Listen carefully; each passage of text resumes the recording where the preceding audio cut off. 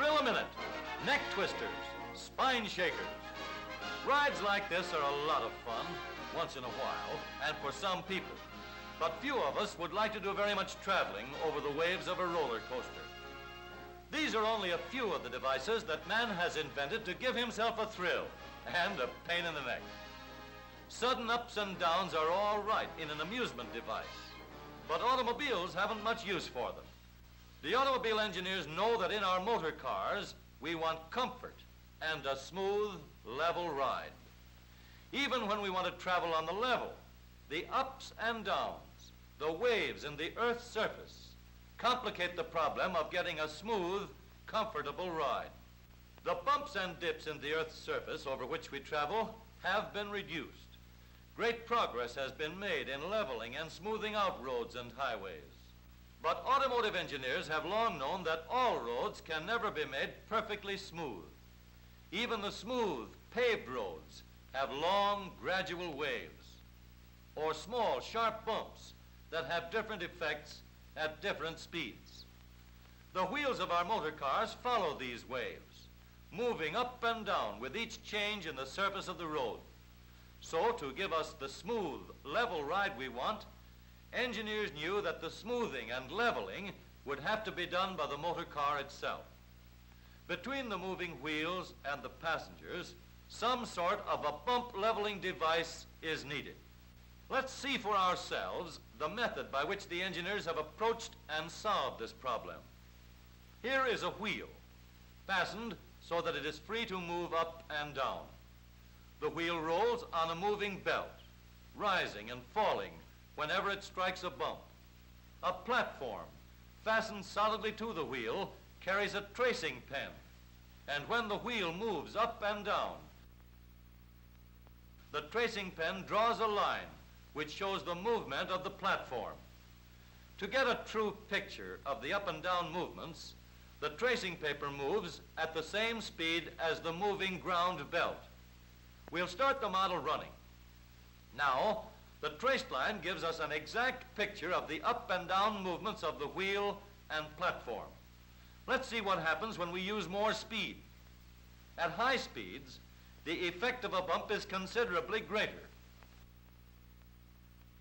In slow motion photography, we can see that the wheel climbs the bump and bounces into the air.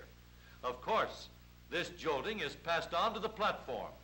We can mount a fairly stiff spring underneath the platform to see how it will affect the jolting. Now, let's watch it in slow motion photography.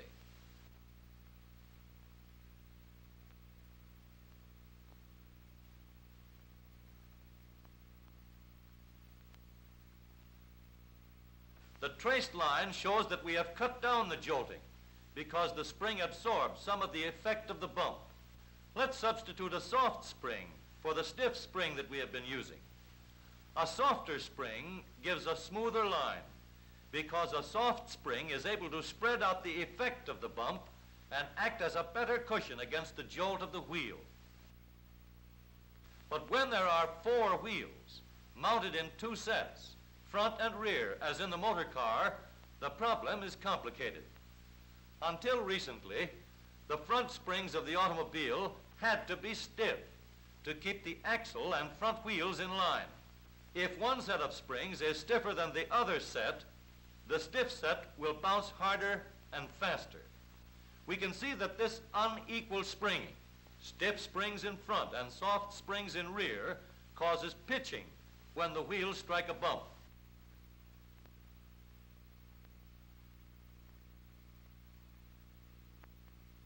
The traced line shows this clearly.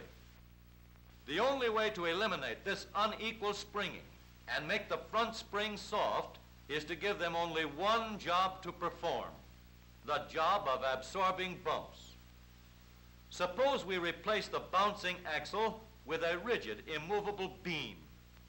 Now the wheels can be fastened to the beam by 2 parallel swinging arms. The wheel is pivoted so that even when the arms are tilted by a jolt or bump, the wheel remains vertical and in perfect alignment. And so now, in place of a stiff spring, we can use a soft spiral spring to absorb the jolts and level out the bumps. Since the rigid beam and the swinging arms keep the front wheels in line, there is only one job left for our springs to do. With both front and rear springs equally soft, the platform is held in balance.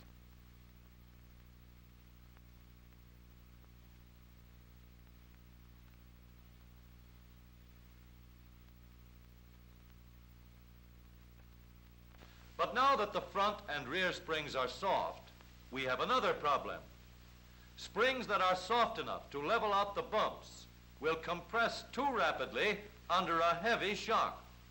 And springs that are soft enough to absorb small shocks have a tendency to continue bouncing after they have been compressed or stretched. So to help the springs absorb heavy shocks, we can slow down their action by means of shock absorbers. The shock absorber acts like a brake in delaying the movement of the spring, and it prevents bouncing when the spring is compressed and then released. We can make the severest kind of test to see whether we have a method that will really iron out the ups and downs. We'll use a lot more bumps of different sizes, and we'll run them under our wheels at full speed. Now watch the traced line. The traced line seems to be pretty smooth. Let's watch through the slow motion camera and see just what's happening. No more pitching, and the soft springs with their shock absorbers spread out the effect of any bumps that they can't completely absorb. Of course, in actual practice, where strength and safety are of maximum importance, engineers have made use of these same bump-absorbing, road-leveling principles with a much stronger and more durable construction. The front wheel is pivoted so that it can be steered in any direction and is mounted on a strong, upright arm. The upright arm is fastened to the rigid, immovable crossbeam by means of two parallel swinging arms. The swinging arms and the rigid crossbeam do all the work of keeping the wheels in perfect alignment. So the genuine soft knee action spring has only one job to do: cushion the bumps. A double action shock absorber controls both the compressing and stretching of the spring as it absorbs heavy jolts. This combination of soft cushioning springs, together with positive double action control on the front wheels, is balanced at the rear wheels by equally soft springs with the same type of double action shock absorbers for control. With soft, balanced springing, held under positive double control, the smoothing and leveling of roads is done by the motor car itself. The pitching and the ups and downs are eliminated. Here is a real test on a full-size scale.